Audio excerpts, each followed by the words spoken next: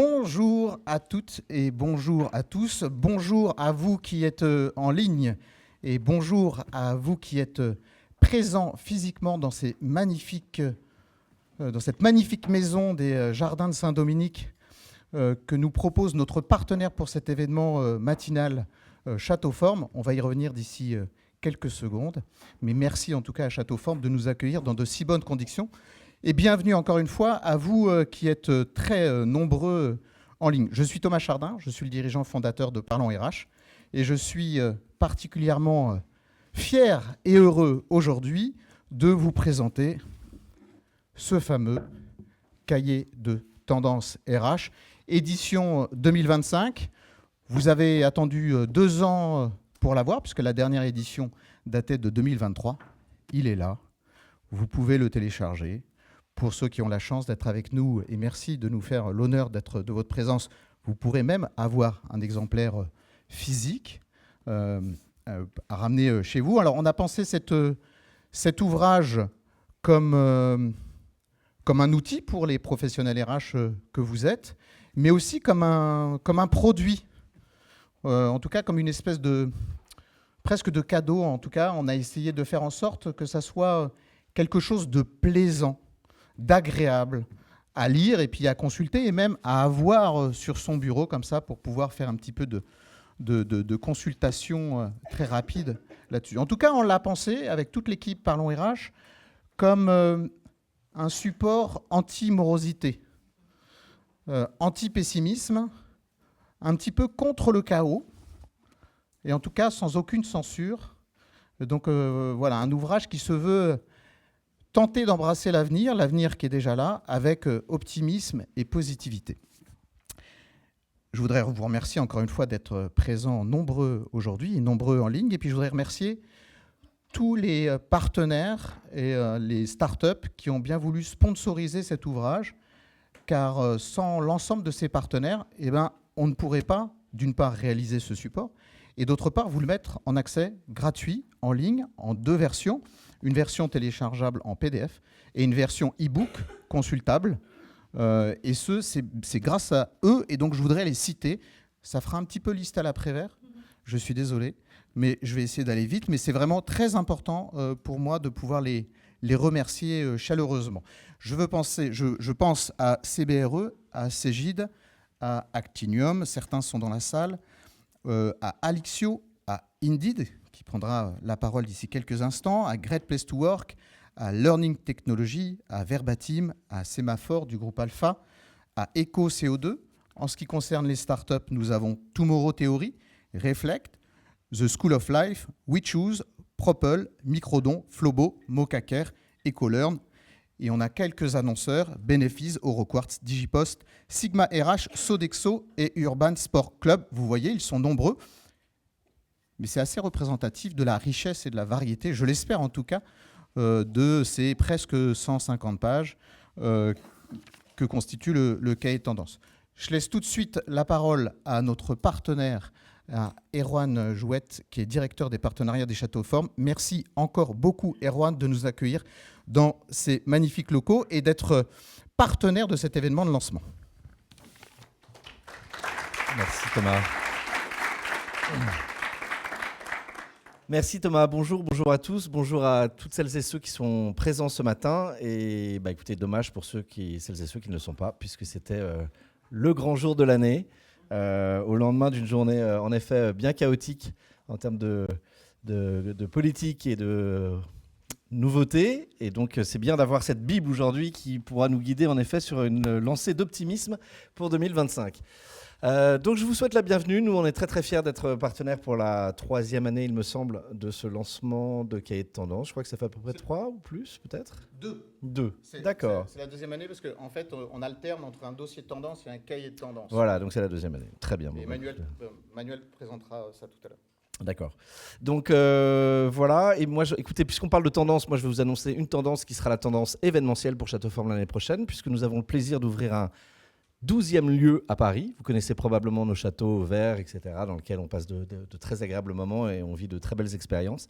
Eh bien, nous en avons 12 dans Paris. Et le 12e, c'est donc l'Institut de France. Ça s'appelle le 3 Mazarium. Et c'est donc Vous l'avez probablement vu lors de la cérémonie d'ouverture des Jeux Olympiques. Vous avez ce magnifique site qui a été bien mis en avant. Et donc, on est très, très fiers de l'avoir puisque nous avons les 2 plus grands auditoriums maintenant de Paris, de 350 places, en tout cas en Paris Centre. Donc, c'est vraiment une belle nouveauté pour nous et pour vous accueillir puisque vous savez que vous, professionnels de la fonction RH, vous êtes bien évidemment les plus grands consommateurs, en tout cas de nos maisons, et on en est très contents. Donc, bonne matinale, bon lancement. Merci Thomas de ta confiance et à très vite, j'espère, dans l'une de nos maisons. Et j'en profite pour vous souhaiter de très belles fêtes de fin d'année si on ne se revoit pas d'ici là.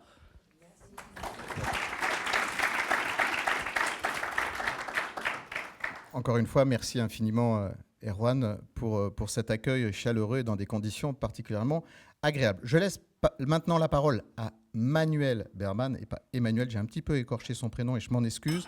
Manuel est rédactrice en chef du média Parlons RH, elle est également responsable du pôle Content Marketing, mais ce n'est pas à ce titre qu'elle vient prendre la parole, c'est à ce titre de rédactrice en chef de ce magnifique support qu'elle va vous présenter. Je reviendrai tout à la fin. C'est à toi, Manuel. Merci Thomas. Bonjour à toutes et à tous. Je suis très heureuse d'être parmi vous ce matin pour vous présenter en quelques mots notre cahier de tendance édition 2025. Alors, vous le savez sans doute, et puis Thomas l'a rappelé tout à l'heure, la première édition de ce cahier est sortie il y a 2 ans, en 2023. Pourquoi avoir attendu 2 ans ? Parce que les tendances RH ne changent pas du tout au tout d'une année sur l'autre. Vous le savez aussi bien que nous.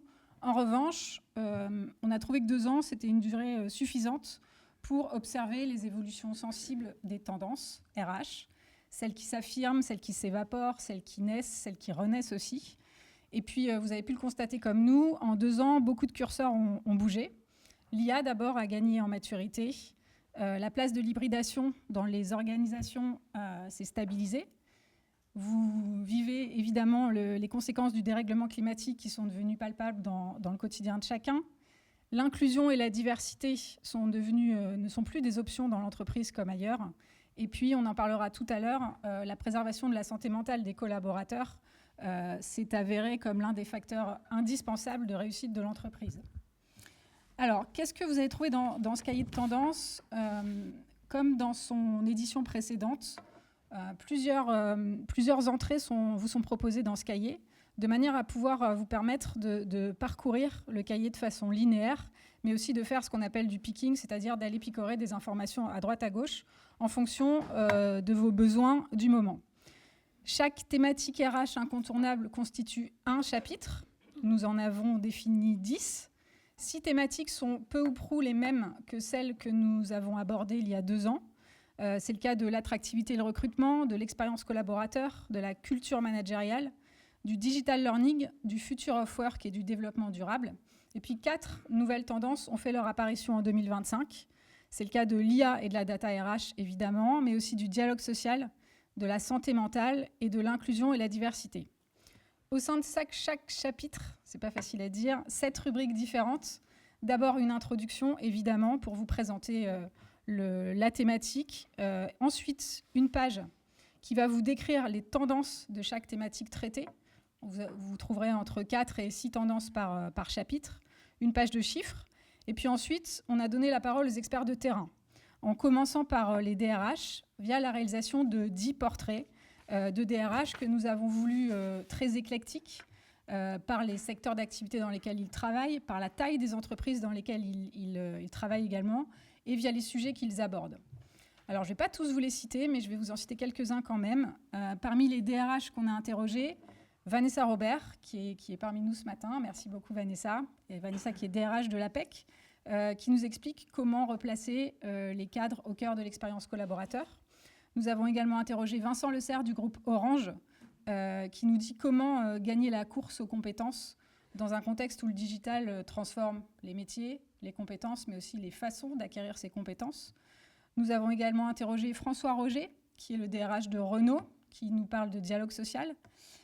Juliette Rimbaud, DRH d'Alan, qui prendra la parole tout à l'heure, nous explique pourquoi veiller à la santé mentale des équipes requiert une politique RH et un leadership exemplaire. Et puis on a interrogé également Claire Carteron de chez Christian Louboutin, Claire qui est parmi nous aussi ce matin. Merci beaucoup Claire. Claire nous explique pourquoi l'accompagnement de la transition écologique et sociale de l'entreprise est le sujet de la fonction RH. Nous avons également donné la parole à 10 partenaires du monde des services et des solutions RH. Thomas les a cités tout à l'heure. Et puis, on a aussi donné la parole aux startups au travers d'un pitch. Les startups que nous avons interrogées ont répondu à 5 questions via des réponses très percutantes pour pouvoir nous expliquer en quoi leurs solutions permettent d'apporter des outils aux thématiques qui sont traitées. Enfin, chaque chapitre se referme avec 2 pages qui sont intitulées « Et demain », dans lesquelles on a donné la parole à une 50aine d'experts et d'influenceurs RH. Je ne vais pas tous les citer parce qu'ils sont nombreux. Parmi eux, vous trouverez le témoignage, par exemple, de Thibaut Guilhuy, qui est le DG de France Travail, ou de Sandrine Dorp sur l'attractivité et le recrutement. Ludovic Giraudon prend la parole sur la culture managériale.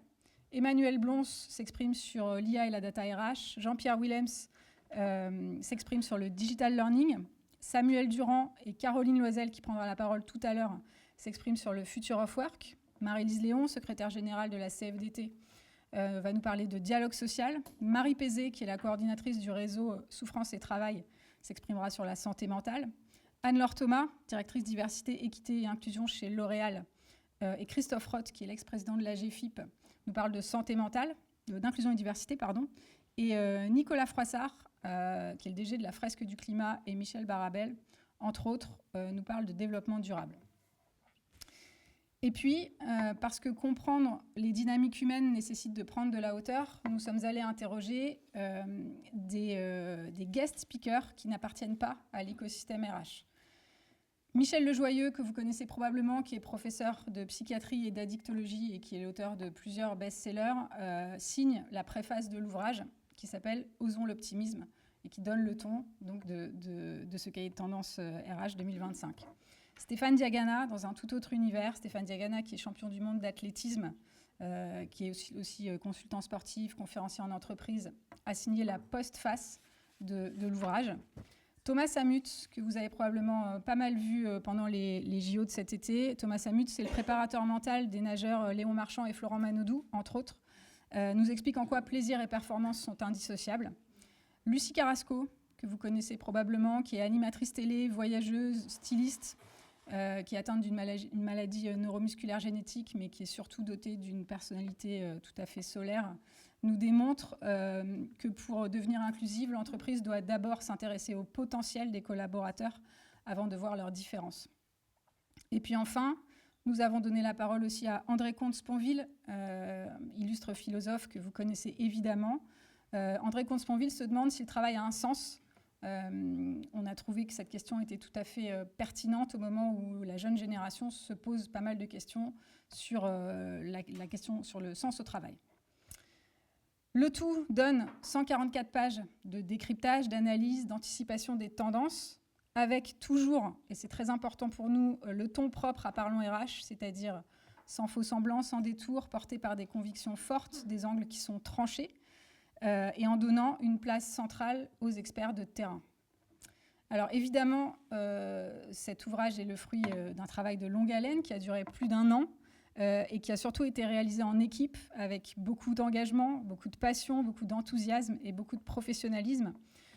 J'aimerais remercier chaleureusement Sandra Soares, chef de projet Content Marketing, qui a mené ce projet de main de maître. Elle était là, elle est là. Voilà. Elle me fait des blagues, elle était là et elle est partie se mettre là-bas. Je voudrais également remercier Bertrand Seriex, Thomas Duc, Manon Consul, Stéphane Varizella, qui sont rédacteurs et content managers RH, qui ont donc produit les contenus que vous allez retrouver dans cet ouvrage. Merci à tous.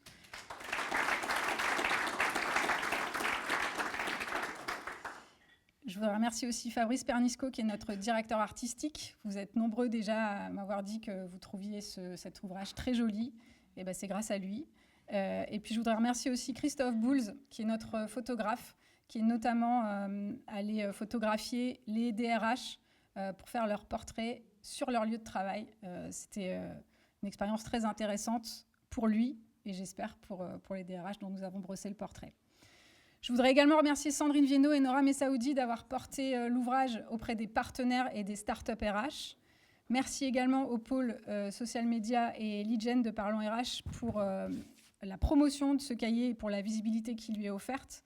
Un ouvrage existe pour être lu, évidemment, mais aussi pour être vu et pour être débattu. Nous comptons d'ailleurs sur vous tous qui êtes réunis ce matin à Paris ou qui êtes sur LinkedIn pour challenger ce cahier de tendance, pour le diffuser aussi. Merci enfin à l'ensemble des experts professionnels RH, mais pas seulement, d'avoir pris les paroles dans ce cahier. Ils sont plus de 80. Nos échanges ont été passionnants. Ils ont été riches, aussi bien sur un plan humain que sur un plan professionnel. Pour conclure, parce que ce cahier de tendance est le résultat d'un travail d'équipe, c'est ensemble que nous avons souhaité fêter sa sortie avec vous ce matin. Je vais donc passer la parole successivement à 3 des membres de l'équipe éditoriale de Parlons RH pour qu'ils interviewent nos 3 guest speakers. Juliette Rimbaud des RH d'Alan va être interviewée par Thomas Duc. Éric Gras, expert du marché de l'emploi chez Indeed, sera interviewé par Manon Consul. Et Caroline Loisel, conférencière et auteure experte du Future of Work, sera interrogée par Stéphane Varizella. Vous qui êtes en ligne, n'hésitez pas à poser vos questions dès maintenant. Le pôle social media va les transmettre aux 3 intervieweurs qui les relayeront auprès de nos 3 guest speakers. Merci à tous de votre attention. C'était un plaisir d'être parmi vous ce matin. Thomas, Juliette, c'est à vous.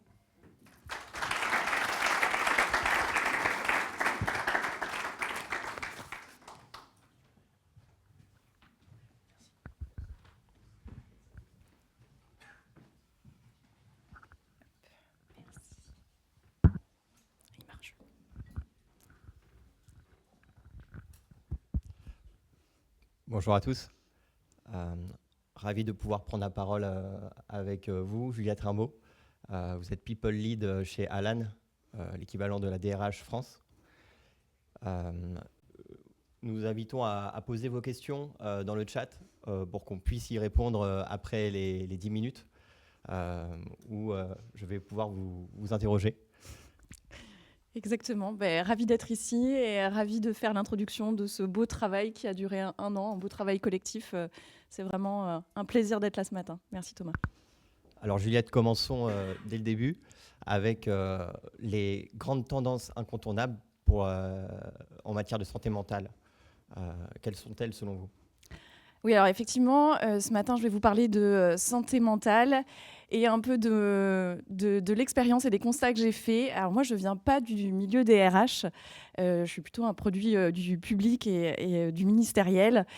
Et quand j'ai embrassé le rôle de RH il y a 5 ans, j'ai trouvé qu'il était à la fois passionnant et fascinant d'investiguer cette tension qui est celle que l'on doit accompagner nous au quotidien en tant que RH, qui est la santé mentale des collaborateurs, la création d'un environnement de travail bienveillant dans lequel les questions de santé mentale ont leur place et sont accompagnées, et en même temps cette tension avec la nécessité de créer un environnement de travail économiquement performant.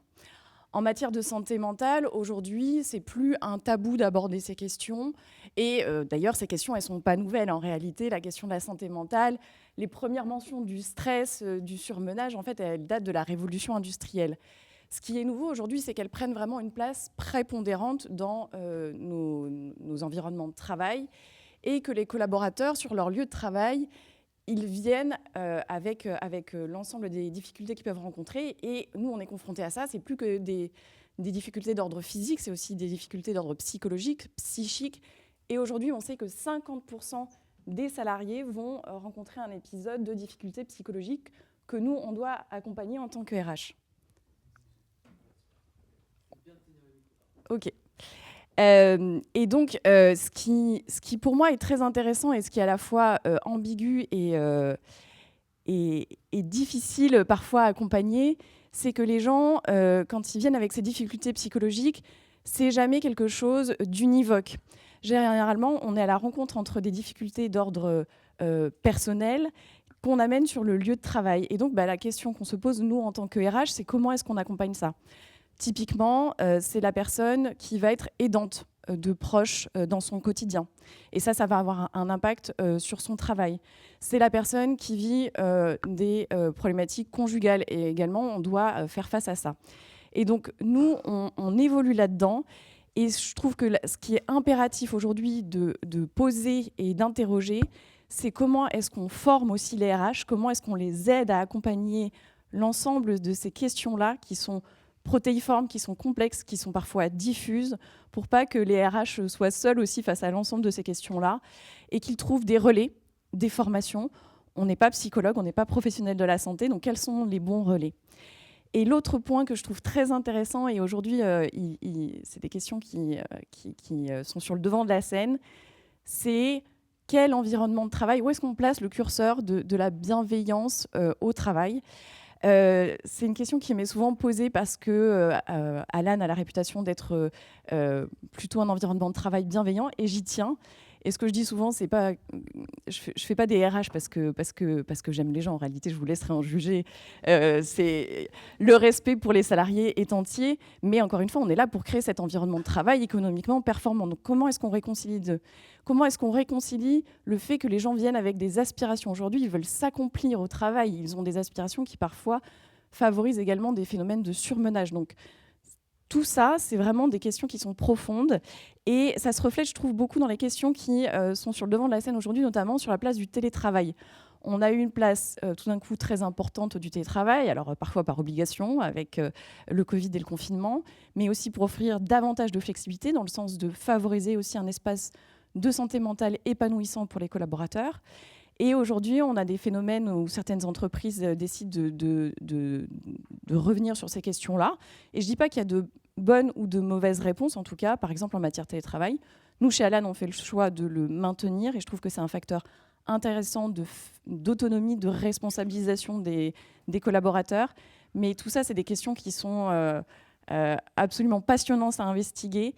Et la réponse, pour moi, c'est la culture d'entreprise, c'est où est-ce qu'on place son curseur, quelle structure on propose pour accompagner les individus dans ce cadre-là. Ok, très clair. Et au niveau justement des grandes thématiques RH à explorer, quelles sont-elles selon vous pour cette année 2025 ? Alors la première qui, moi, m'intéresse tout particulièrement, c'est l'exposition des salariés à des flux d'informations qui sont de plus en plus denses et au surmenage cognitif. On a un lobe frontal qui nous permet de trier les informations, de les prioriser et de se concentrer sur les bonnes tâches et de faire la part des priorités et du bruit. Pardon. Et aujourd'hui, les collaborateurs, ils sont confrontés à des flux d'informations qui sont croissants. Les développements technologiques tels que l'intelligence artificielle générative vont encore accroître ces phénomènes-là. Et je pense qu'en tant que RH, pour préserver la santé mentale de nos collaborateurs qui retranscrivent régulièrement, qui sont exposés à ces flux d'informations et à la recherche de l'efficacité constante, on a le devoir de penser comment bien utiliser ces technologies. On a le devoir de penser le silence aussi dans le cadre du travail, la concentration. Moi, je suis maman d'une petite fille de 3 ans et aujourd'hui, je pense que une des compétences de demain, ça va être la capacité à se concentrer de manière réelle, approfondie et sur un temps long parce que les développements digitaux font qu'aujourd'hui, c'est papillonner, passer de tâche en tâche et le multitasking font que c'est beaucoup plus challengeant. Et comment ça se matérialise chez Alan, justement ? Alors, on a une culture de l'écrit et de l'asynchrone. Alors, la culture de l'écrit, ça veut dire que toutes les prises de décision sont prises de manière écrite au travers d'exposés où on va poser un problème et on va prendre des décisions, trancher des problèmes. Et le temps de la prise de décision, il est de manière spatio-temporelle différent de celui de l'échange instantané. On a un outil d'échange instantané et on a un outil où on va poser donc, les problématiques que l'on souhaite adresser, les décisions que l'on souhaite prendre, qui est un outil asynchrone. On n'attend pas de l'instantanéité, on n'est pas en réunion physique, donc on a vraiment le temps de la réflexion pour faire avancer des sujets profonds. Et on estime que notre culture de l'écrit est un véritable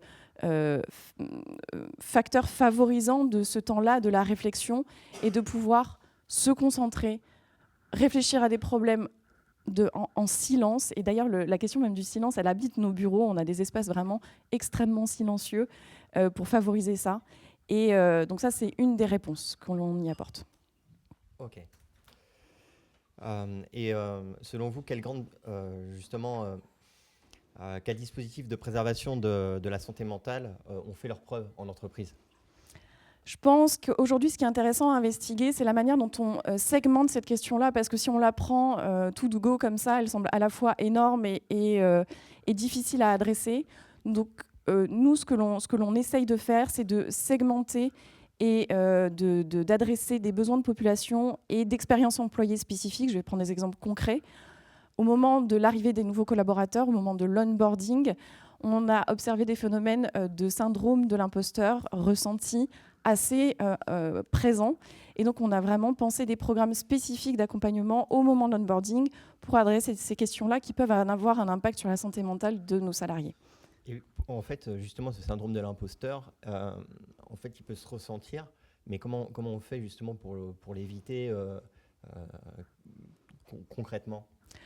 Alors concrètement, c'est un travail que l'on conduit avec des psychologues qui sont des psychologues spécialisés en matière de travail, d'environnement de travail. Et donc ça passe par différents exercices de prise de recul, de prise de conscience de son potentiel. On en parlait tout à l'heure en introduction.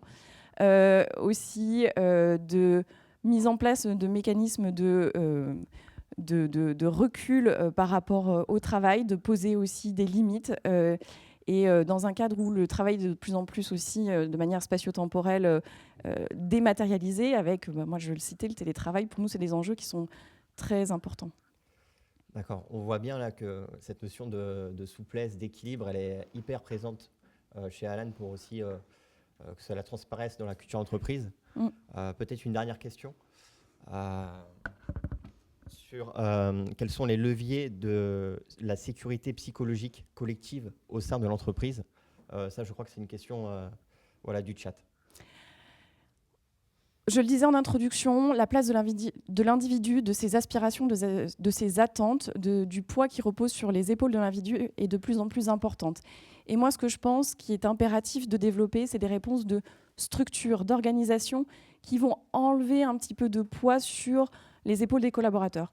Concrètement, et on en a adressé certains aspects, pour moi, c'est penser une culture d'entreprise qui va à la fois apporter du cadre, et je pense qu'on en a besoin aussi, et qui va en même temps accompagner de manière flexible les collaborateurs dans tous leurs moments de vie. J'étais un peu trop bavarde, donc on n'a pas eu l'occasion de tout couvrir, mais je voulais vous parler par exemple de l'accompagnement des jeunes parents, de la gestion des congés de manière flexible chez nous et de toute cette flexibilité-là.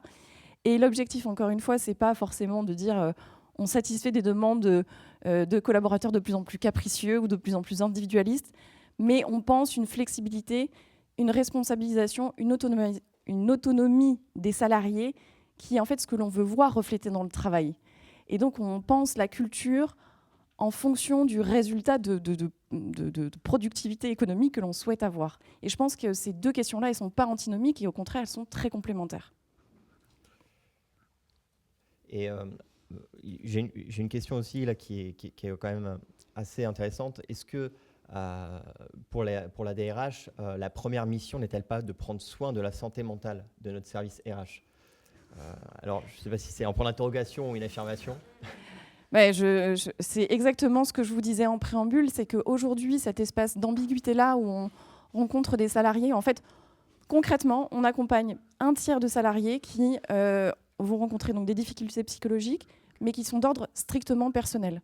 C'est ce que je vous disais tout à l'heure. J'ai déjà été confrontée à des situations de séparation difficile, de monoparentalité qui sont compliquées, voire de violence conjugale.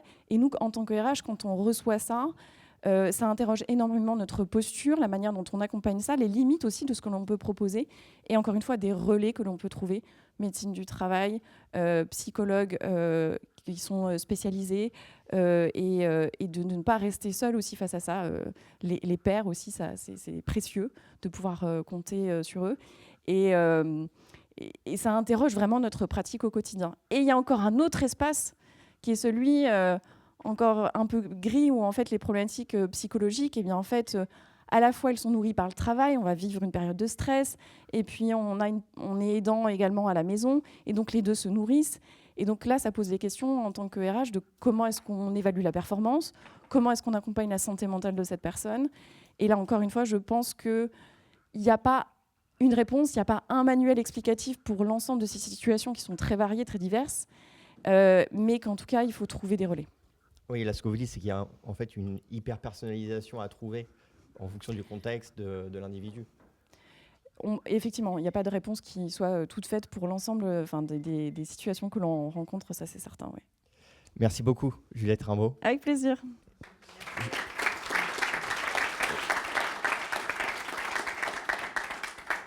Je vais maintenant laisser la parole à Manon Consul et Cédric Gras. Cédric.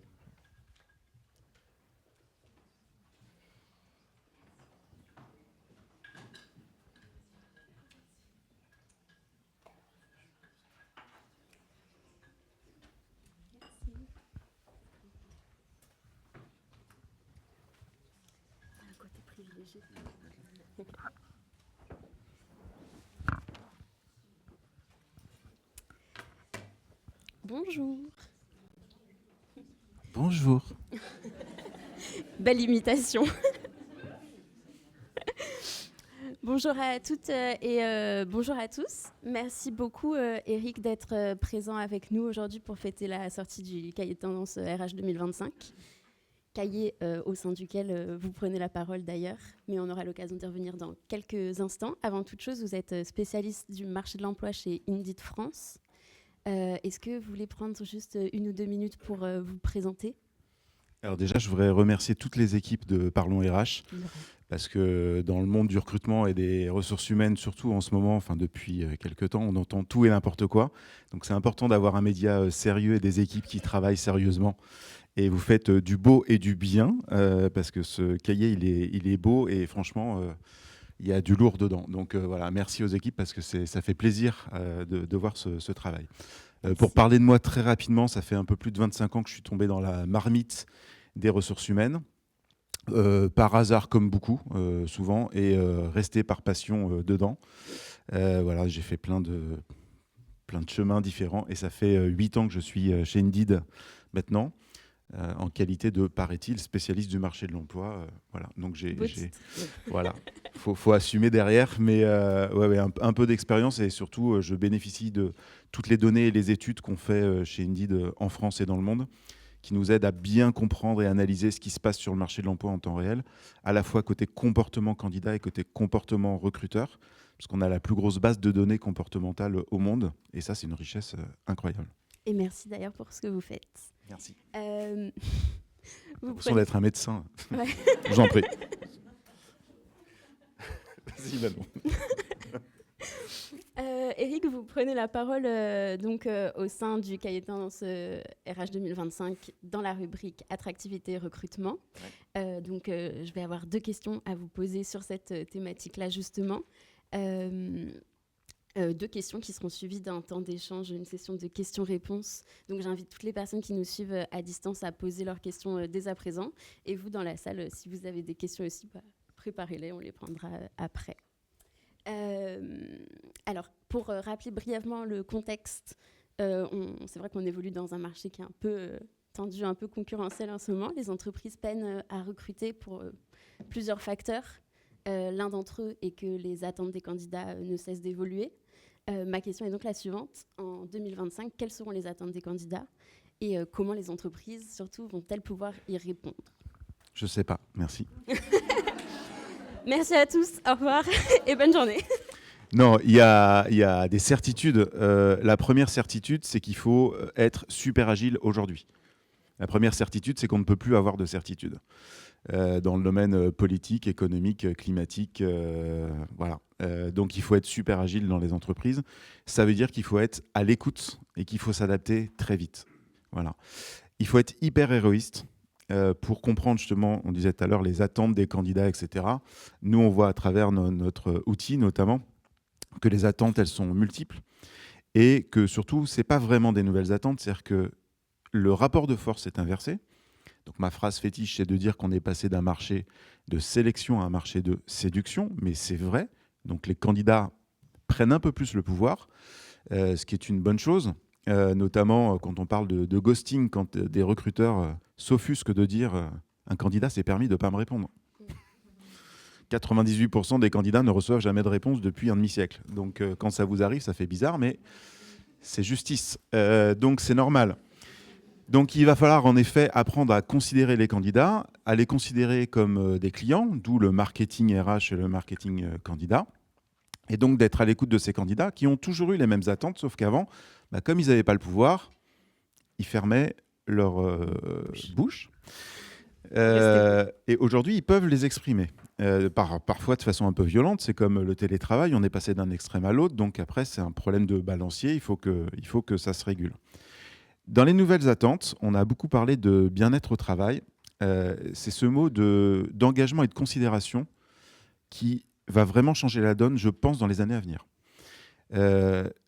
Recruter, c'est encore possible et entre guillemets facile. Aujourd'hui, oui, il y a plus d'offres globalement que de candidats. Et ça va durer dans le temps.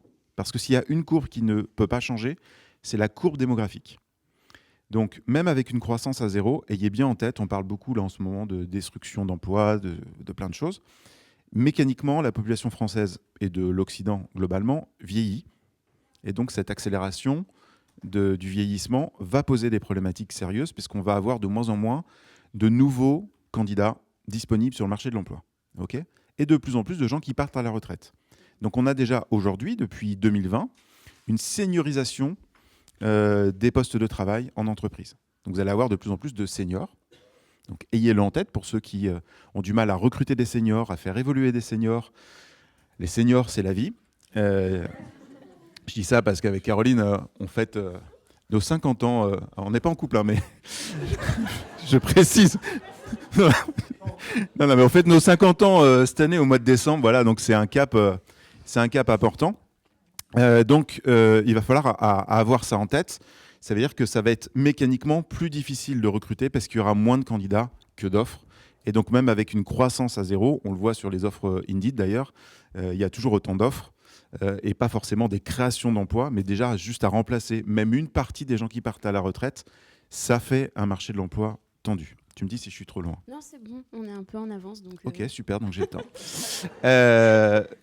Et ensuite, donc, je parlais de la considération. Donc, dans les nouvelles attentes, la notion d'engagement, de santé mentale est extrêmement importante.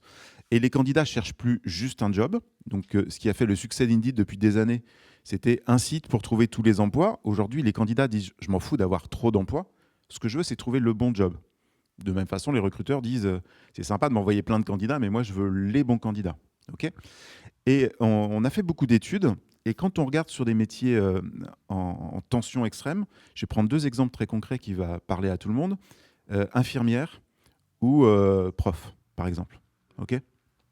Quand on fait des études sur la transparence des salaires, sur la motivation, notamment sur ces publics-là, oui, ok, il faut augmenter et revaloriser les salaires. Il n'y a pas débat. Mais même si vous leur donnez 30, 40 ou 50% de salaire en plus, ça ne changera pas le fait que ce qu'ils veulent avant tout, c'est de la considération. Donc, travailler dans de bonnes conditions de travail, être considéré comme un individu à part entière, ça va changer la donne. Et donc, ce qui est nouveau et compliqué parfois pour des entreprises, c'est qu'ils avaient l'habitude de recruter des candidats comme un seul homme avec un grand H, tous de la même façon, sans personnalisation du parcours candidat, alors qu'on est tous différents. Donc, dans la façon de recruter et de manager, et c'est là où ça va être compliqué, l'individu veut être connu comme quelqu'un à part entière. Donc j'ai 50 ans, ou j'ai 25 ans, ou j'ai 35 ans, je suis jeune papa, ou je suis en instance de divorce, ou je suis en situation d'être aidant, etc. Eh ben, tous ces parcours sont totalement différents. Et donc, on attend de l'entreprise et du management aussi un parcours et un accompagnement différents.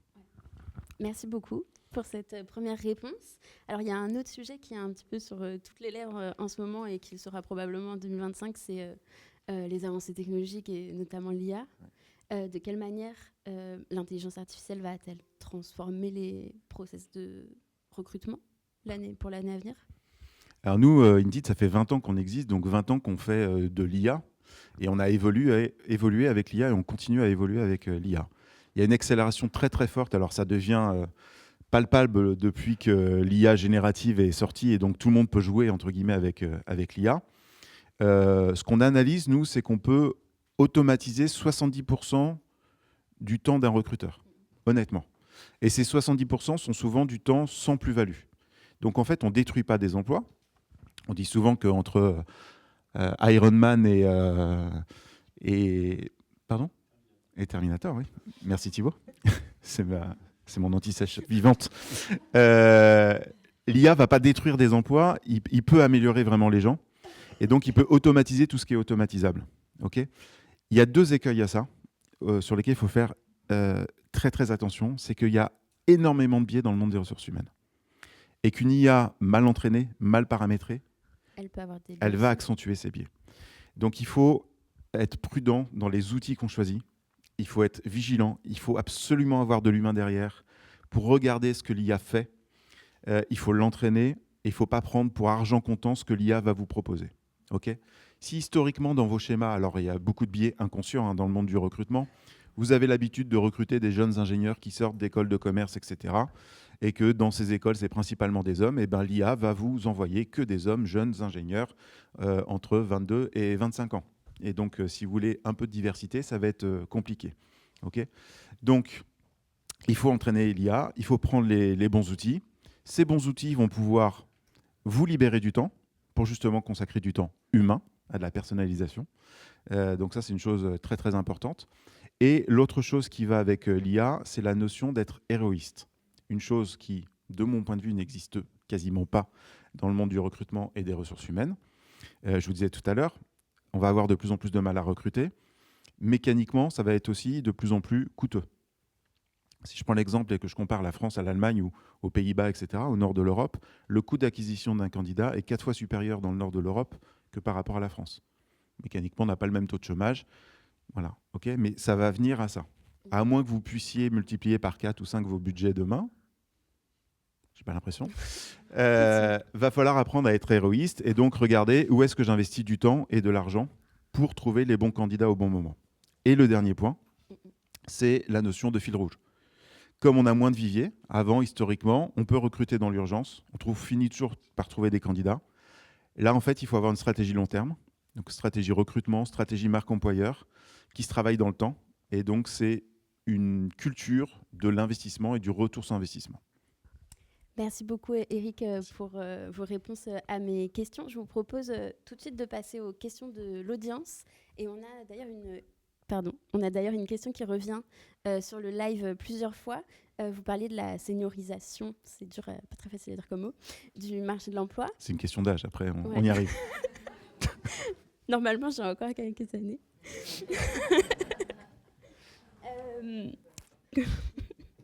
Comment comptez-vous, comment est-ce qu'on peut former les jeunes recruteurs pour que justement leur biais de recrutement évolue et du coup adopter une approche plus inclusive? Alors nous, on se bat beaucoup sur le diplôme. En ce moment, on a un combat chez Indeed au niveau mondial pour dire que déjà, le diplôme n'est pas synonyme de compétence pour tout un tas de métiers. Et notamment, l'exemple que je cite souvent, moi, à mon époque, avoir un bac+2, c'était bien. Avoir un bac+4, un bac+5, ça n'existait quasiment pas. Donc, quand un senior de 45 ans et plus postule à un job aujourd'hui et qu'on met systématiquement que le niveau de diplôme requis, c'est bac+4 ou bac+5, bah là, vous discriminez de façon plus ou moins consciente. Okay, donc, essayez de recruter sur autre chose que le diplôme et même sur autre chose que le CV. Ce qui fera la différence aujourd'hui et demain, c'est plutôt la capacité des candidats à apprendre, à s'intégrer dans une équipe, à travailler en équipe, etc. Donc, que ça soit... En effet, il y a beaucoup de jeunes recruteurs sur le marché. C'est de casser ces codes et ces biais. Et c'est là où, justement, l'IA dont je parlais tout à l'heure, si vous utilisez les bons outils, ils peuvent vous proposer des candidats. Ce qu'on fait, nous, chez Indeed, on fait du matching. Et on l'a testé en live avec plein de nos clients qui proposent des candidats qui n'étaient pas du tout dans le scope historique des clients. Et c'est de dire, au moins, laisser sa chance au produit. Parce que systématiquement, on a des a priori. Quand on a un CV ou quand on n'a pas l'habitude d'avoir un candidat de 50 ans et qu'on recrute que des 25, on se dit, bah non, lui, il ne va pas se plaire. On pense à sa place. Essayez, rencontrez les gens et faites des tests. Et n'oubliez pas qu'il y a une période d'essai qui existe aussi, quoi. Ça sert à ça. Merci beaucoup.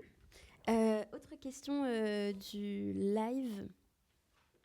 Est-ce que l'IA ne risque pas de déshumaniser la relation à l'autre dans le recrutement ?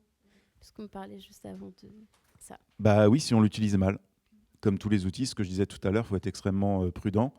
Déjà aujourd'hui, il y a des écarts très importants selon les entreprises qui utilisent tel ou tel outil. Donc un même outil peut être utilisé totalement différent selon l'entreprise et au sein même d'une entreprise selon les recruteurs. Donc il faut être extrêmement vigilant à ça. Le recrutement et les ressources humaines, il y a bien humain. L'objectif, c'est qu'on puisse automatiser des tâches automatisables sans valeur ajoutée, justement pour consacrer du temps à l'humain et à la rencontre, qu'elle soit physique ou même virtuelle.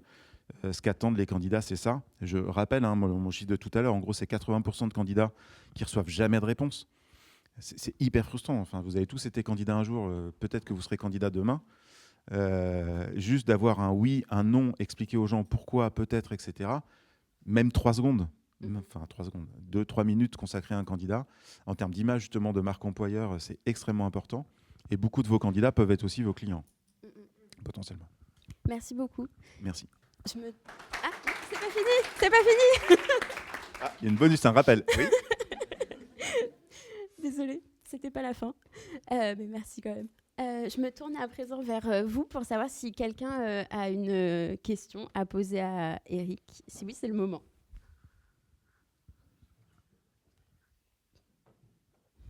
Non.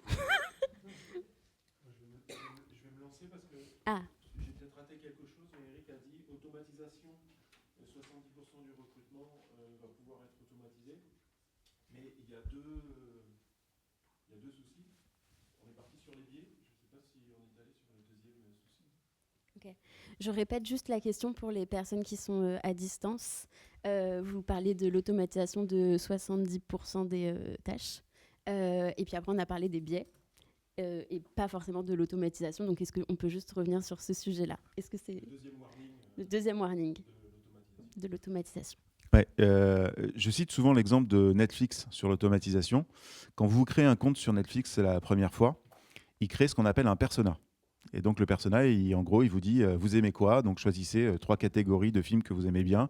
J'adore les comédies romantiques, les films d'action et puis les mangas. Ok, très bien. Et dans chacune des catégories, il vous propose 3 films, vous choisissez 3 films. Et après, il vous propose que ça. Comme sur Facebook, la première élection de Donald Trump, souvenez-vous, il suffisait de liker quelques contenus et vous ne voyez que ce type de contenu. Donc ça fait partie des biais extrêmement dangereux. C'est d'avoir les mauvais outils qui créent des personas et donc qui vous enferment dans un schéma. Et donc c'est pour ça que je dis, les outils, il faut les tester, il faut les surveiller, et donc il faut vraiment des humains derrière, et idéalement un panel de recruteurs différents. Je parlais tout à l'heure de jeunes recruteurs. Ce qui marche le mieux dans les entreprises innovantes, c'est d'avoir un panel de recruteurs totalement différents, de profils jeunes, vieux, d'hommes, de femmes, etc., pour avoir une analyse complète, challengée d'un parcours candidat, pour challenger aussi l'outil et entraîner l'outil. Merci pour votre question et merci pour votre réponse. Quelqu'un d'autre a-t-il une question? Oui. Comme diraient les jeunes, du coup, c'est un vrai dilemme. Parce qu'on fait ce persona pour cette personnalisation, pour se dire on n'envoie que des contenus pertinents qui sont demandés par ce fabricant, celui qui a fait son personnage, et on se retrouve finalement avec du contenu qui est tout le temps le même, sans aucune aspérité. Qu'est-ce qu'on fait avec ce dilemme? C'est pratiquement pas une question. Si, c'est à la fois une question et un constat, mais c'est en ça où ça peut être extrêmement dangereux, les nouvelles technologies, justement, c'est de garder l'esprit critique. Enfin, c'est vraiment important, et donc quel que soit l'outil, y compris le nôtre chez Indeed, la très très grosse partie des investissements qu'on a chez nous, c'est justement à entraîner cette machine à faire du matching de qualité. Le jour où le matching n'est plus de qualité, on a un peu un site de rencontre. Si tu n'arrives pas à rencontrer des gens qui t'intéressent et que ça ne marche pas, l'outil perd de son efficacité. Et donc passer d'un site de référencement à un site de matching, c'est un enjeu très très fort. On parlait tout à l'heure, ce qu'on nous demande aujourd'hui, c'est de trouver le bon job. Nous, on analyse plus de 360 données comportementales à chaque fois qu'un utilisateur vient sur Indeed. Donc il y a tout ce qui est écrit dans son CV, tout ce qui va marquer, et puis il y a tout ce que nous, on analyse sans jamais prendre ça pour argent comptant. On voit, quand on fait le parallèle, par exemple, un candidat, c'est comme dans une recherche immobilière. Si on prend pour argent comptant ce qu'il y a dans son CV, le persona de qui il est dès le début, on va l'enfermer dans un schéma. Et nous, on se rend compte que la recherche d'emploi, c'est comme la recherche d'immobilier, elle évolue dans le temps. Il y a la recherche idéale au début. Je cherche un appart dans tel arrondissement, au dernier étage, avec un ascenseur, avec un parking, nanana. Ah, vient la question du budget. Bon, bah, ça sera au rez-de-chaussée, c'est plus cet arrondissement. Ça ne sera pas 70, ça sera 35 mètres carrés. Et voilà. Et dans la recherche d'emploi, c'est pareil. Idéalement, j'aimerais bosser comme ci, comme ça, gagner temps, et puis après, ça s'ajuste.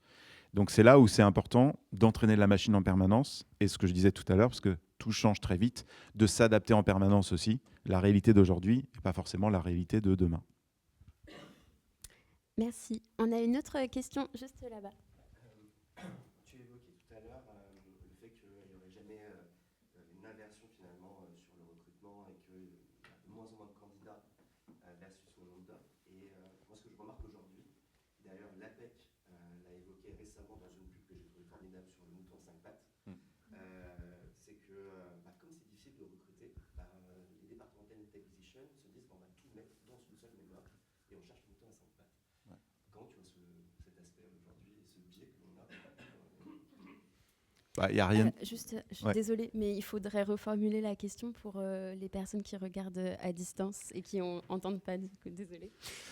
Pour la reformuler, donc c'est la quête du mouton à 5 pattes et puis de faire une offre d'emploi qui finalement devient compliquée. On fait une offre un peu générique pour recruter le plus large possible. Une fois de plus, l'offre d'emploi, c'est la base déjà en termes de marketing de l'offre et de la communication et en termes de marque employeur. Déjà, dès l'offre d'emploi, il faut se consacrer sur ce qui est vraiment utile et indispensable pour le poste. Juste en se focalisant là-dessus. Et là, ça devient une offre d'emploi hyper inclusive. Donc, quelles sont les compétences vraiment indispensables pour le poste et qu'est-ce qui est souhaitable? Si on arrive à distinguer les deux, on va avoir des candidats qui vont postuler en connaissance de cause. Sur plein d'études qu'on a fait d'ailleurs, on a remarqué que les femmes s'excluent beaucoup plus que les hommes parce qu'une femme est beaucoup plus honnête qu'un homme quand elle postule. Mais c'est vrai, hein.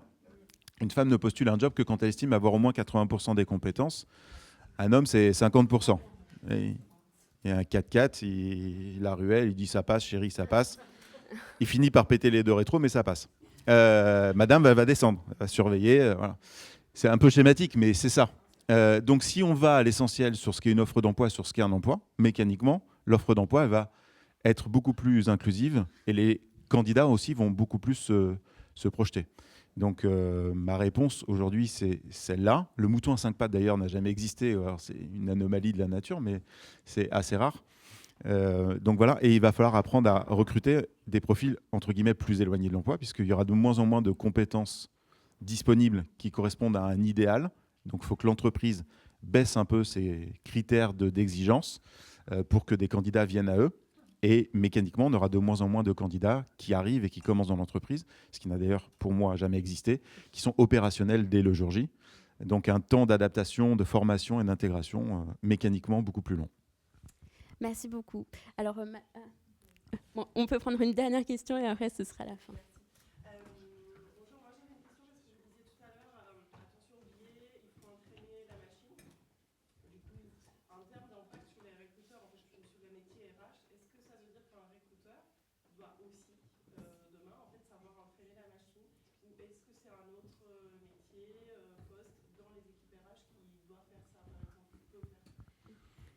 Ouais, très bonne question par rapport au biais à entraîner la machine, etc. Donc le rôle du recruteur va en effet évoluer.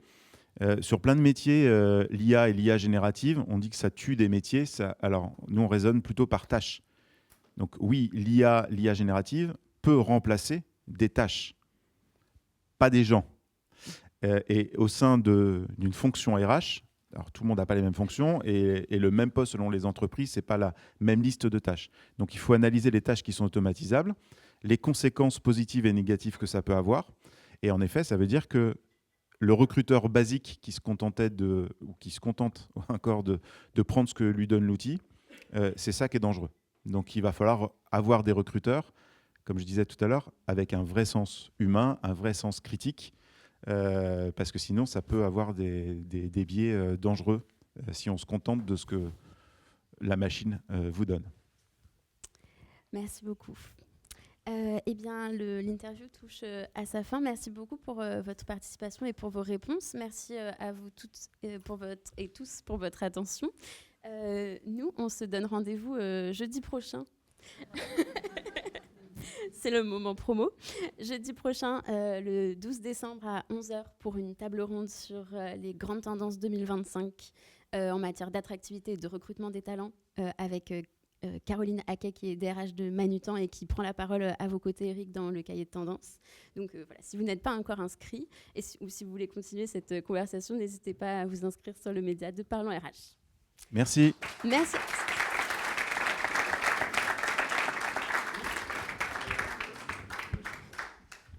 Et je passe la parole à Stéphane Varicella qui va interviewer Caroline Loisiel.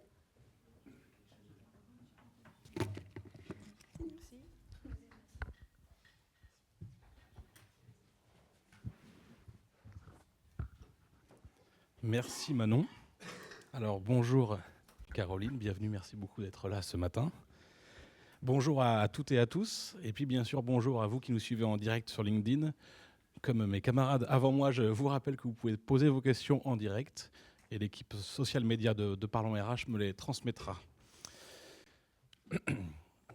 Alors merci Caroline pour votre participation déjà à notre cahier de tendance RH 2025 et puis merci pour votre présence ce matin avec nous. Vous êtes conférencière et auteure, experte du Future of Work. J'aimerais, avant qu'on passe aux questions sur cette thématique, que vous nous présentiez en quelques mots votre parcours. Alors, en quelques mots, moi, je viens du numérique. Donc, en gros, je parle CAC couramment, coût d'acquisition, dont a parlé Eric tout à l'heure. Et je parle aussi interdépendance des liens, couramment, et ADN du changement, parce que quand on a été dans le numérique depuis 1997, autant vous dire qu'on a vu quelques changements passer. J'ai atterri dans les RH parce que finalement, de façon assez naturelle, la transformation des métiers du marketing, elle est quasi équivalente à la transformation des métiers RH. Il y a plein de points communs. D'ailleurs, on le voit dans le vocabulaire. On parle de marque employeur. Eric, il a parlé de parcours, j'y reviendrai tout à l'heure. Moi, je parle même de moment de vie.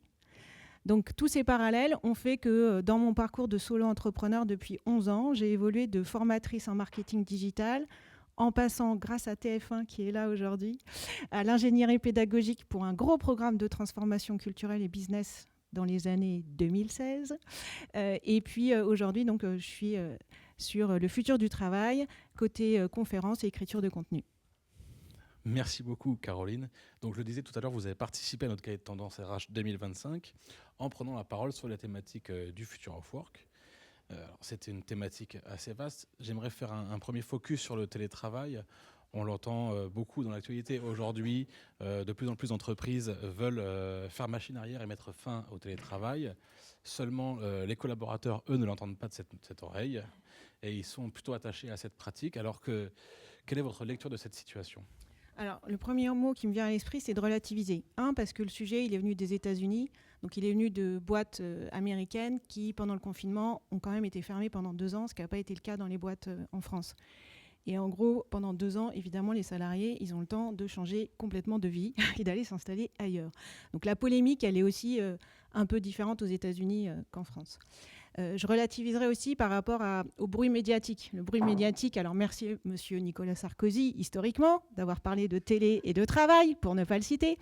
Mais on parle aussi, pourquoi pas, de la une des Échos qui a titré « La fête est finie », où j'ai encore vu hier « La fin de la récré ». Bon, alors c'est sûr que si on continue à se dire, comme récit, que le télétravail, c'est les vacances, on va toujours, mais ça c'est une spécialité française sur plein de sujets en ce moment, en fait on va pas juste différencier, on va hiérarchiser. En fait, on ne sait plus juste différencier. Il faut absolument qu'il y ait quelque chose qui soit mieux que l'autre. Donc ça, il faut relativiser dans tous les discours et la littérature qu'on peut voir. Le troisième point aussi, c'est que le télétravail, en fonction du secteur dans lequel on est, de son rythme d'innovation, du niveau de concurrence et de la tension sur son marché, il y a peut-être effectivement quand même des questions à se poser sur l'équilibre. Parce que dans des situations un peu tricky comme ça, il y a peut-être besoin de plus d'informel, il y a besoin de plus de conversation, de coopération, et pourquoi pas même de conflits. Parce que le conflit est en fait une source de coopération quand il est bien mené. Donc on a besoin plutôt de se voir, parce qu'un conflit en visio, je ne sais pas, il manque peut-être quelque chose qui s'appelle un corps et des émotions. C'est pas mal, non comme, C'est pas mal du tout. Le télétravail, justement, peut aussi évoluer en fonction des moments de vie. Oui, exactement. Donc j'adore le mot parcours qui a été employé par Eric tout à l'heure. Donc les moments de vie, donc moi dans les années de la pub, par exemple je travaillais pour une banque, donc effectivement en fonction des moments de vie, on allait s'adresser à nos cibles de façon différente. Donc j'incite d'ailleurs les départements des RH à recruter des profils de marketing digital dans leurs équipes, parce que je pense que vous êtes à ce moment-là. On parle d'expérience collaborateur comme on parle d'expérience consommateur à l'époque. Donc si on revient sur l'organisation du travail de façon générale ou des exemples aussi de télétravail qui peuvent fonctionner. Moi, je suis étonnée par un paradoxe. On parle beaucoup d'autonomie, de responsabilité du collaborateur. Alors, pourquoi pas faire comme Clinitex, qui a posté récemment sur le sujet, qui, bien avant le Covid, ils ont eu le sujet du télétravail. Qu'est-ce qu'ils ont fait ? Il n'y a pas de charte. Le PDG a déclaré il n'y a pas de charte. Ça veut dire que le télétravail, il n'est pas interdit, mais il n'est pas charté, il n'est pas processé. On aime bien les process en France en disant c'est tel nombre de jours dans la semaine. Voilà. Alors, autre façon de voir, c'est comme Rémi Cointreau. Eux, ils ont fait un stock de jours sur l'ensemble de l'année. C'est peut-être une bonne idée parce que, en fait, en fonction de là où on en est, de sa situation familiale, des personnes qu'on a aidées autour de nous, parfois, oui, ça nous arrangera d'être en télétravail pour un peu mieux équilibrer et être moins en stress en arrivant au travail. Donc, on voit qu'il y a toute une série d'exemples. Bon, après aussi, on peut complètement player le game. On se met tous à la semaine de 4 jours. Voilà. Et puis comme ça, il n'y a plus de sujet de télétravail, puisque chez LDLC, c'est ce qu'il a fait, Laurent de la Clergerie. Il n'y a pas de télétravail possible sur cette semaine de 4 jours. Donc voilà, il y a différentes façons de le voir. Je pense qu'il faut relativiser, nuancer, ouvrir un peu ce côté innovation, mais qui en même temps est assez pleine de bon sens, je trouve, et prendre en compte effectivement un monde qui n'est plus dans un modèle universaliste où en gros c'est le même règlement pour tout le monde, mais de plus en plus dans un modèle qui prend en compte l'individu, parce que globalement, dans un monde un peu plus, comment je peux dire un mot politiquement correct, inattendu. Ah oui, c'est inattendu. Dans un monde inattendu, et avec un monde qui est surchargé, on l'a dit tout à l'heure, de data, de surcharge cognitive et psychique, je pense qu'il faut effectivement se préoccuper plus des individus en fonction de leur moment de vie. Merci beaucoup, Caroline. Et de façon plus générale, en termes d'organisation du travail, comment faire cohabiter les attentes individuelles et les enjeux collectifs ? Alors oui, ça c'est la vraie question, parce qu'effectivement on est tombé dans ce moment-là en ce moment. Je pense que ce qui est important, c'est... alors on est un peu... En fait, on nous demande d'accélérer sur des sables mouvants. Là, c'est encore un autre paradoxe. Donc au niveau de la culture d'entreprise, ce qui va être important, c'est de renouer avec, je trouve, des basiques, comme l'art de l'informel, l'importance des rituels, l'art de la conversation. On devrait toutes et tous être formés au feedback, à des séances de co-développement qui nous permettent en fait de résoudre des problèmes qui nous arrivent, qui sont un peu surprenants parce que jusqu'à maintenant on n'avait pas ce type de tension autour de nous. Donc y compris sur des sujets RH, comment être un peu plus dans l'intelligence collaborative. Je pense que ça peut aider. Alors, on va prendre un petit peu de hauteur sur la thématique du Future of Work. Après ce focus, quelles sont selon vous les 3 tendances phares pour 2025 ? Alors, la première chose, je dirais anticiper. Et anticiper sur des vrais sujets de fond. Donc, on en a déjà un petit peu parlé, les enjeux climatiques, la santé mentale. Alors là, c'est vraiment pas un sujet long terme, c'est très court terme, c'est en ce moment. Et puis, on en a parlé aussi, longévité et pénibilité au travail. Donc ça, de plus en plus, comment on accompagne les fins de carrière, comment on remobilise l'importance des seniors dans les entreprises, parce que de toute façon, à un moment donné, il n'y aura plus le choix, il n'y aura plus que nous sur le marché. Enfin, il y aura beaucoup de nous, de plus de 45 ans, c'est plus de 50 ans. Donc ça, c'est la première chose. Je dirais aussi... comment on se prépare, alors c'est peut-être bizarre ce que je vais dire, mais comment on se prépare à l'inattendu ? Est-ce que c'est possible de se préparer à l'inattendu ? Je pense que oui, mais du coup, il faut vraiment resserrer les liens. Donc, vous l'aurez compris, moi, mon mantra, c'est la qualité des liens, la qualité des relations, la qualité des interactions. Peut-être qu'aujourd'hui, c'est un peu ça le défaut, enfin en tous les cas la dérive potentielle du télétravail et la dérive potentielle de la surdigitalisation et virtualisation de nos liens. Sans corps, il y a quand même moins de messages qui passent et moins de connivence qui passe. Moi, je regrette, et j'en suis à dire dans mes conférences, comment vous ritualisez l'informel. C'est un oxymore que je suis en train de faire, mais on n'a peut-être pas le choix.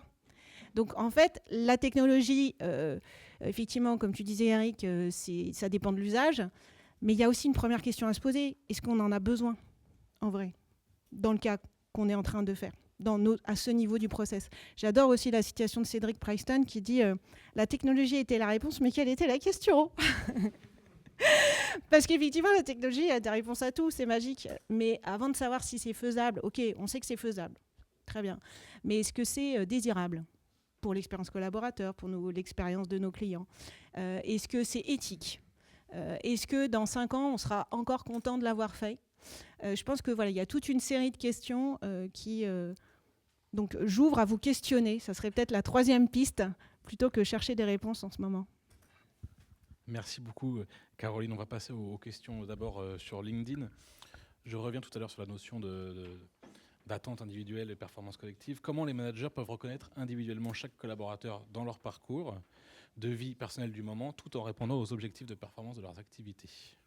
Oui, alors j'y ai un peu répondu, mais en fait, il faut voir le sujet comme un sujet dynamique, en fait. Je trouve qu'on a un peu tendance à vouloir tout le temps faire des clusters, comme on disait dans le marketing, des segments de population.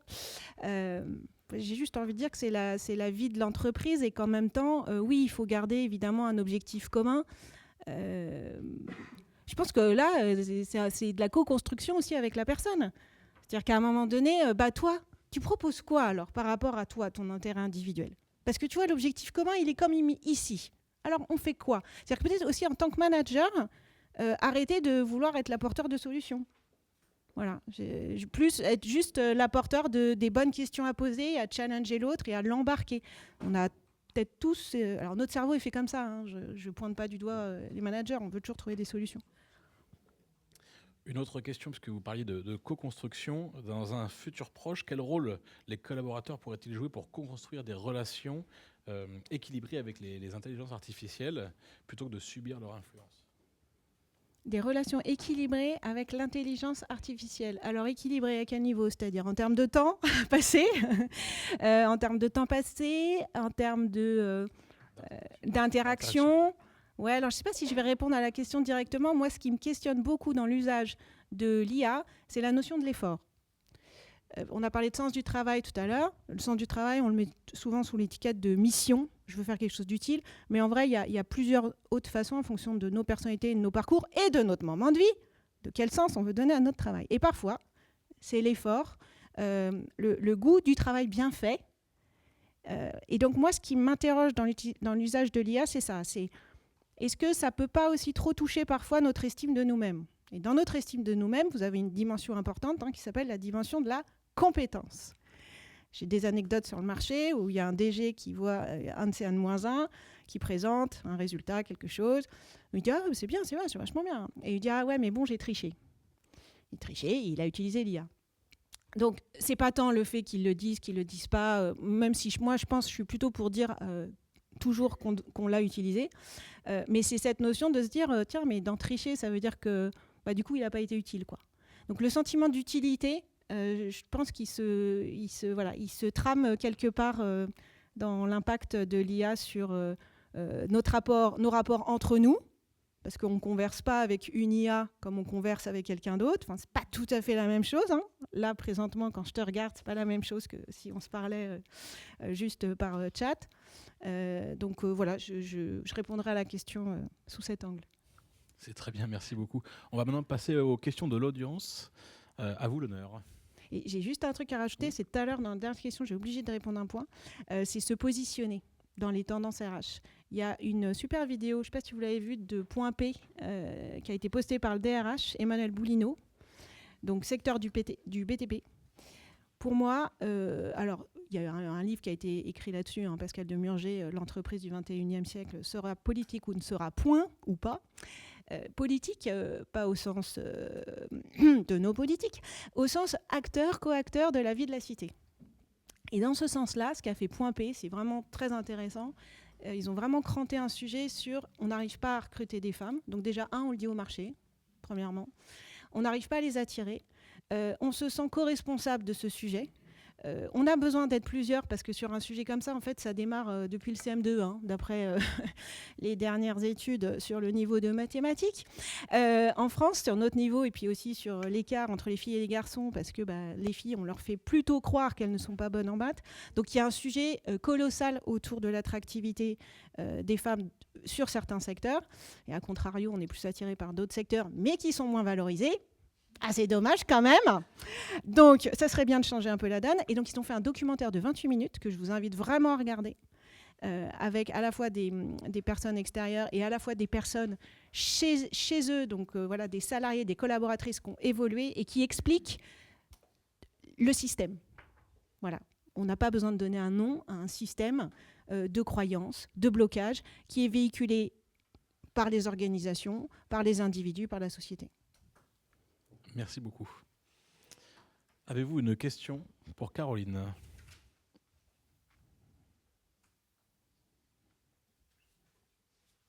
Comment ça, les autres, ils en ont eu, j'en ai pas. Oui. J'avais une question parce que vous disiez en fait ritualiser par exemple l'informel pour oui. les gens au bureau. Oui. Mm. Est-ce que vous pensez que les lieux ont aussi un rôle à jouer parce que je sais pas, moi je suis dans une entreprise où on a mis le flex office, donc bon, dès qu'il y a un problème, les gens disent en fait je vais rester chez moi, je vais être plus confortable. Mm. Donc, est-ce que vous pensez que les lieux, on met à disposition, ça peut être esthétique, mais ça peut être aussi lié au nombre de places disponibles, ont un rôle à jouer? Ah oui, c'est sûr. Caroline, de toute façon, pardon. Juste synthétiser la pardon, oui, c'est vrai. Oui, dans le contexte de retour au bureau, est-ce que les lieux ont un rôle à jouer ? Oui, alors c'est certain, enfin ça de toute façon c'est sociologiquement prouvé, les espaces publics, en fonction de comment ils sont, ont évidemment un impact sur nous. Bientôt on va avoir des bancs de la conversation, je ne sais pas si vous avez entendu parler de ça, pour nous inviter à retrouver le goût de la conversation. Donc oui, les lieux c'est super important. Après, ce que je disais, pour ritualiser l'informel, c'est pas forcément pour faire revenir les gens au bureau, hein. C'était pas ça l'objectif, c'était plus de dire comment tu arrives à ritualiser l'informel alors que justement à distance, c'est hyper dur d'être dans l'informel, puisque en gros, tu as des visios, la moitié de la journée, ou peut-être les 3/4 même, et que donc, à chaque fois qu'il y a un rendez-vous, il y a un objectif, il y a un certain nombre de personnes qui sont là. Donc, en fait, c'est même se dire, quand tu es en télétravail, comment tu peux remettre de l'informel dans ta journée. Je sais, c'est complètement paradoxal, mais ça veut peut-être dire juste passer un coup de fil à quelqu'un. Voilà. Alors évidemment, la personne va vous dire, mais pourquoi tu m'appelles ? Ah bah c'était comme ça. Non, vous voyez, c'est voilà. Donc il y a ça. Et oui, les lieux, oui. Alors est-ce que ça veut dire que demain, on devrait envisager des espaces qui nourrissent justement tous ces liens informels, qui nourrissent aussi, alors là je vais peut-être choquer, mais des lieux où on peut bâiller aux corneilles, hein, parce qu'on nous parle de productivité. Moi je veux bien, mais encore une fois, on dit travail égale au bureau, égale productivité, le nez dans le guidon et le nez dans son ordi. On sait très bien que pendant 8 heures, notre cerveau n'est absolument pas capable d'être productif de cette façon-là. D'accord ? On le sait tous. Donc, pas à peine de regarder des études de neurosciences, on le vit chaque jour. Donc, comment on recrée des lieux qui à la fois nourrissent l'informel et nourrissent des réflexions, de la prise de recul, de la prise de hauteur, et évidemment aussi des lieux qui permettent, vous savez, c'est les tables avec 4 personnes autour, on reste debout pendant 30 minutes. Enfin, évidemment, parce que ça, c'est incitatif. Bon, ça vient du marketing, hein, le nudge marketing aussi. Hein. Ça, c'est le message dans les escaliers, dans le métro. Allez-y, il ne reste plus que 5 marches. Une autre question ? J'aurais une question. Vous avez peu abordé le sujet de l'intergénérationnel et le mix des générations. Ça dit comment on arrive à faire marcher ensemble ces générations et également le multiculturel. Parce qu'on peut avoir aussi différentes cultures dans une entreprise et ça peut Alors, elle est grande la question. On se verra aussi à la pause, je pense, pour toutes les parties. Déjà, je vais forcément nuancer. Il faut reformuler. Ah oui, pardon. C'est vrai. Pas de souci. Je suis plus rapide qu'une machine, hein, question. Oui. C'est ça. La question, résumée, c'est comment faire avec le mix des générations et le mix des cultures aussi. Alors déjà, je veux nuancer, parce que sur l'intergénérationnel, on parfois... en fait, on va dire que c'est un sujet de génération, alors que c'est peut-être un sujet d'époque, et que c'est pas juste les plus jeunes qui se comportent comme ça, mais que c'est une tendance d'époque et que nous-mêmes, nous sommes dans ce rapport-là. Et ça peut être un sujet d'âge. Je ne sais pas quel âge vous avez, je ne ferai pas d'estimation, mais en fonction de nos âges, moi je ne me rappelle plus à 50 ans comment j'étais à 20 ans. Enfin, je veux dire, je vais me raconter une histoire, hein, je vais faire le récit de moi-même, mais je suis incapable de dire vraiment comment je raisonnais. Peut-être mes parents pourraient vous dire 2-3 trucs, et encore, je ne sais pas, s'ils seraient très objectifs. Donc déjà, voilà, il faut nuancer par rapport à ça. Après, votre question, si elle porte... Donc c'est plus comment... on arrive à travailler avec des valeurs partagées, mais j'imagine que, pour moi, les valeurs partagées, elles sont en train de s'immiscer dans toutes les générations.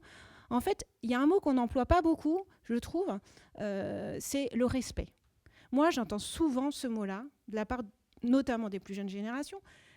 Le respect, c'est se considérer d'égal à égal. C'est peut-être ça, le grand mouvement qui est en train de se passer. C'est-à-dire, moi, alors, si je me souviens quand même un peu, à 20 ans, mon premier employeur, c'était Ubisoft, j'avais quand même un côté un peu petit soldat. Alors, je ne sais pas si parce que j'étais une femme, mais je me souviens, voilà, il y a quand même des choses qui ne se font pas, etc.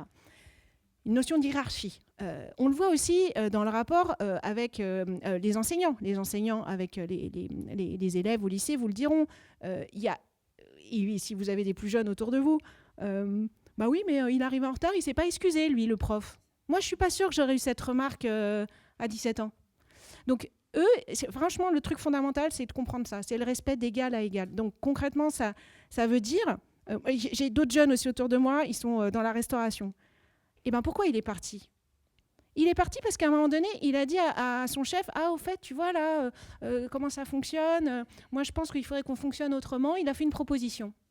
Le chef lui a dit, « Bah, c'est pas toi qui décides. » Bah, c'est pas comme ça qu'on va avancer, quoi. Et pour autant, c'est des phrases un peu réflexes de certaines générations, je ne citerai pas, certaines personnes, dirons-nous.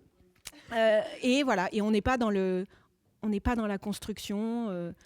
Mais il y a plein de choses qui sont encore comme ça. C'est aussi cette image de la formation, c'est des vacances. Ben non, c'est pas des vacances. C'est même plus dur que travailler, d'être en formation. Enfin, tu te remets en cause, tu apprends, tu revois des personnes un peu nouvelles, tu n'es pas dans ta routine. Donc, on a tout un récit à changer, hein, mais bon, c'est un peu sur beaucoup de sujets. Mais on en parlera un peu plus. Merci Caroline. Est-ce qu'il y a une dernière question ?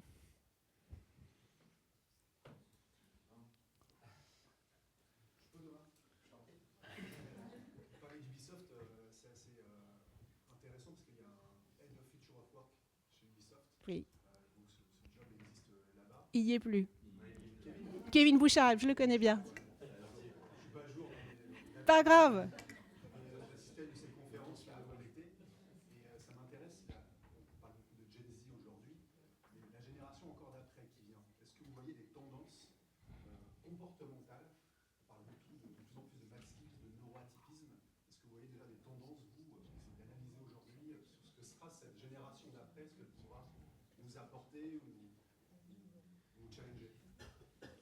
Donc, merci Caroline. Au bout de la 4e fois, j'ai compris l'exercice.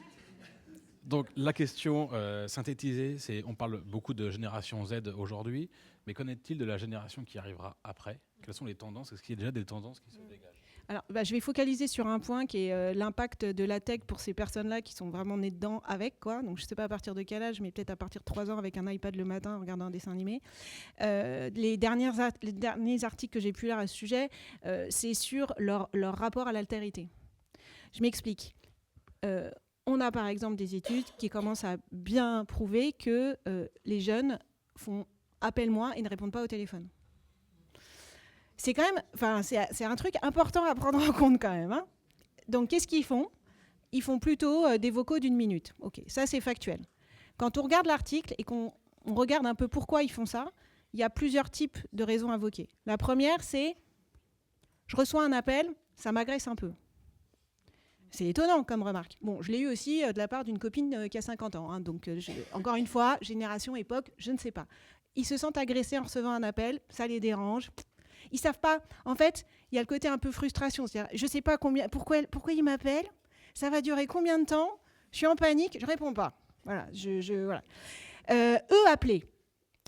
Une des jeunes filles, elle dit, non, mais moi, si j'appelle et que la personne ne répond pas, mais en même temps, c'est hyper important ce que j'ai à dire et je veux le dire maintenant. Bon, du coup, je fais un vocal. Donc, moi, j'ai vécu quand même quelques années sans téléphone portable. C'est des choses, alors ça, pour nous challenger, ça challenge. Hein, parce que si cette génération-là, leur seul moyen de communiquer, ça va être la virtualisation, ça va être chaud. Donc après, ça sera à nous. Enfin, pour moi, c'est là où nous, on a encore un intérêt.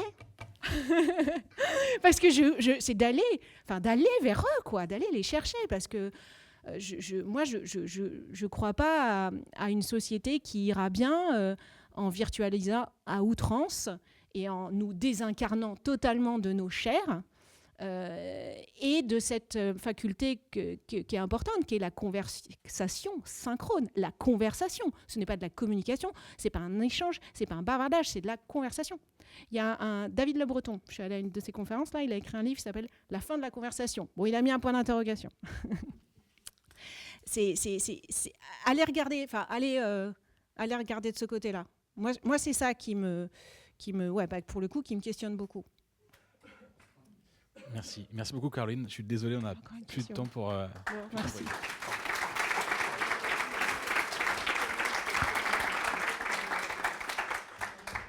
Merci pour cet échange et je vais laisser la place maintenant à Thomas Chardin pour le mot de la fin.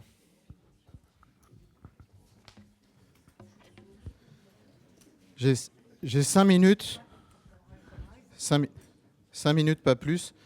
Je vais me livrer à un exercice qui n'était pas prévu, qui est d'essayer de résumer le propos de nos trois grands témoins. Et merci encore à vous trois pour votre témoignage. En fait, je vais commencer par le dernier point, qui est de retrouver le sens de la conversation. Évidemment, quand on dirige une entreprise qui s'appelle Parlons RH, ça nous parle. Voilà. Donc la vocation de Parlons RH, c'est de pouvoir échanger avec vous physiquement, présentement, ou de façon distancielle. Les deux ne s'opposent pas, mais se complètent particulièrement bien. Juliette a évoqué un point de vigilance, ne pas nourrir le surmenage cognitif. Je vais faire de prosélytisme, puisqu'on est là pour ça. J'espère que cet ouvrage ne le nourrit pas. Au contraire, essaye de donner un cadre à au monde en fait, d'infobésité dans lequel on se trouve. Juliette a aussi évoqué un point d'importance qui est la culture, qui est essentielle, qui est une espèce de rouage indispensable à notre bon fonctionnement. En fait, je vais le résumer en une petite punchline. Il s'agit non pas de surveiller les collaborateurs, mais de veiller sur. Alors bien sûr que derrière ça, il y a la santé mentale, mais pas que la santé mentale, c'est un peu plus large en termes de considération notamment. Eric nous a rappelé l'importance du beau et du bien. Il l'a associé au cahier de tendance, merci beaucoup. Il a évoqué le changement de paradigme, du paradigme du recrutement, où il faut passer, pour nous, recruteurs, professionnels RH, nous, entreprises, il faut passer d'intéressé à intéressant. On est intéressé par une personne pour qu'elle candidate, et bien maintenant, il va falloir être intéressant pour elle. Et un job desk, ça ne l'intéresse pas. Donc, comment est-ce que je l'intéresse ? Eh bien, en m'intéressant à lui, à ses attentes, ses besoins, ses frustrations, ses irritants, essayer de lui proposer un projet, du sens, de la considération. En tout cas, le changement de paradigme, il n'est pas nouveau, mais il est là et il va continuer à s'accentuer. Il a évoqué aussi les seniors, c'est la vie. Je souscris particulièrement à ce propos. Et enfin, on a évoqué l'IA. Et je vais le réduire aussi, c'est très réducteur mon propos, mais ma synthèse, mais c'est attention à ne pas se faire biaiser. Ouais, faut la... Fallait la faire, celle-là. Et enfin, Caroline nous a rappelé aussi le télétravail, il est à relativiser. Alors j'aime beaucoup la formule qu'il s'agit de différencier et non de hiérarchiser. C'est vrai qu'on aime bien le fait de hiérarchiser. C'est beaucoup plus compliqué de différencier. Et d'ailleurs, ça rejoint le dernier mot qui me semble particulièrement important aujourd'hui, qui est retrouver le sens de l'altérité. L'altérité, c'est bien comment est-ce qu'on se différencie, comment est-ce que j'accueille l'autre, mais comment est-ce que j'ai aussi un projet commun. C'est la différence et nos points communs. Elle a évoqué le fait d'individualiser avec bon sens et sans perdre le sens collectif. C'est particulièrement compliqué. Effectivement, tous ces sujets-là en fait, nourrissent l'ensemble des injonctions paradoxales qui sont diffusées auprès de la fonction RH. Merci de plus individualiser, mais n'oubliez pas le sens du collectif. Faites du télétravail, mais n'oubliez pas le présentiel. C'est évidemment compliqué, mais c'est pour ça qu'on a produit cet ouvrage, j'y reviens toujours. Et enfin, il s'agit d'accélérer sur des sables mouvants. J'aime beaucoup cette formule-là. En fait, alors j'ai perdu ma dernière phrase, tant pis, c'est pas grave. En fait, pour résumer, il s'agit... En fait, la fonction RH est un petit peu... doit être à l'entreprise ce que l'œuf est à la mayonnaise. Un agent de liaison. Il faut lui donner corps, un créateur de liens. Bon, pas forcément un créateur de sens, mais en tout cas... Et puis derrière la mayonnaise, alors, si vous aimez comme moi l'œuf à la mayonnaise, il y a de l'émotion derrière ça. Et donc, n'oublions pas cette émotion-là. Je voulais juste, pour conclure véritablement, d'abord vous remercier à vous qui êtes en ligne. Vous avez été extrêmement nombreux, à vous qui êtes présents ici. Remercier bien sûr nos sponsors dans ce cahier de tendance. Je ne vais pas les relister, mais vous les trouverez tous cités à l'intérieur. Remercier encore très chaleureusement Château Forme de nous accueillir. On parlait de l'importance du lieu. Eh bien, Château Forme propose un lieu, un cadre agréable, convivial, où on trouve une forme d'émotion. Donc, merci beaucoup à Château Forme. Et je voudrais évidemment remercier l'équipe Parlons RH, notamment Manuel, parce que c'est un ouvrage considérable que de faire cela, mais pas que. Vous les avez vus passer, Thomas Duc, Manon, Stéphane, Bertrand, Sandra, et toute l'équipe qui contribue à sa promotion. Thomas Larède, qui est ici. Alors, vous avez commandé à plusieurs Thomas, on cite parfois les noms de famille pour les différencier.